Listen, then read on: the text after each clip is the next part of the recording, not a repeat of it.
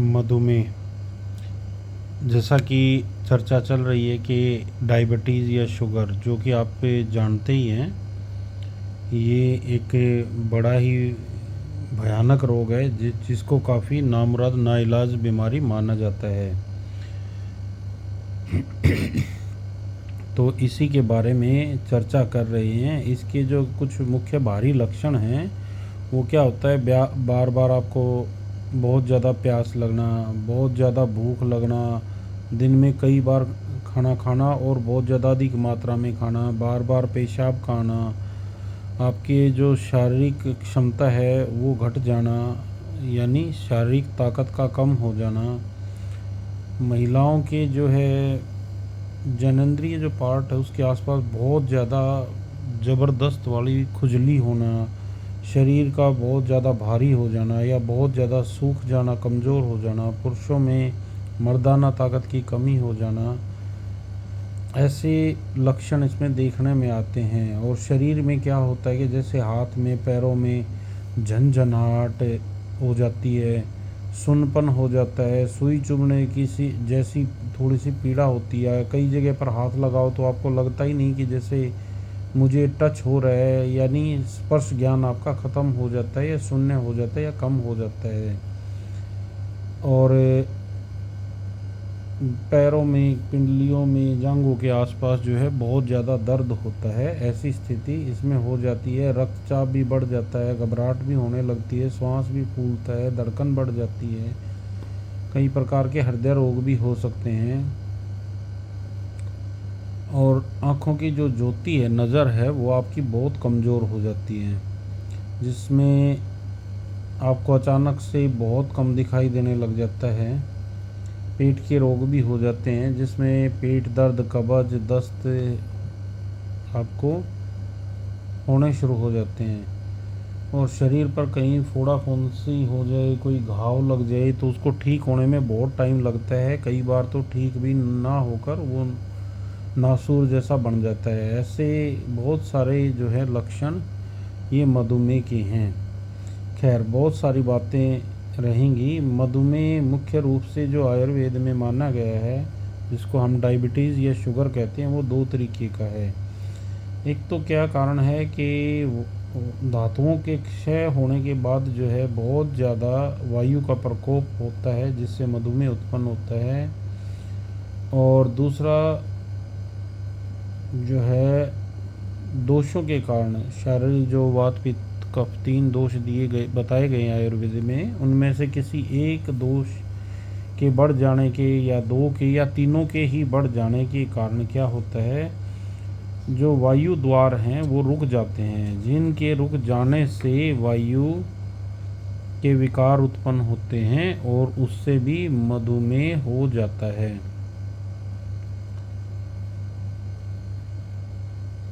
और जैसे कई बार आपने अनुभव किया हो, जिनको बहुत ज़्यादा पुराना शुगर हो गई है उनको भी फील होती है ऐसी कि थोड़ी देर में आपको इतनी ज़्यादा पेशाब की हाजत लगती है, यानी प्रेशर महसूस होता है कि जैसे अब मैं एक पल, एक सेकंड नहीं रुक पाऊँगा।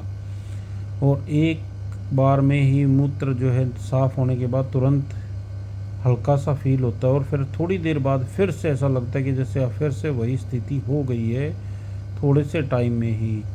ये जो ऐसे लक्षण हैं, ये बड़े कष्ट साध्य लक्षण आयुर्वेद के बताए गए हैं। खैर, वीडियो ज़्यादा लंबी ना हो इसलिए मैं आपको आज एक ऐसा नुस्खा बताने जा रहा हूँ जो प्रमेह के रोगों में बड़ा ही कारगर सिद्ध हुआ है और बहुत सारे लोगों को इसको उपयोग करके फ़ायदा मिला है। इसमें आपने क्या लेना है, आपने लेना है देसी कीकर का गोंद, जिसे बबूल गोंद भी कहते हैं, सफ़ेद चंदन का बुरादा, निशास्ता, रूमी मस्तगी, बंसलोचन, कहरवा, खैरा के बीज, सालम मिश्री, सूखा पुदीना, कुल्फ़े के बीज, मोच रस, छोटी इलायची के बीज, सूखे हुए सिंघाड़े और शुद्ध शिलाजीत। ये शिलाजीत आपने 3 तोड़े लेनी है।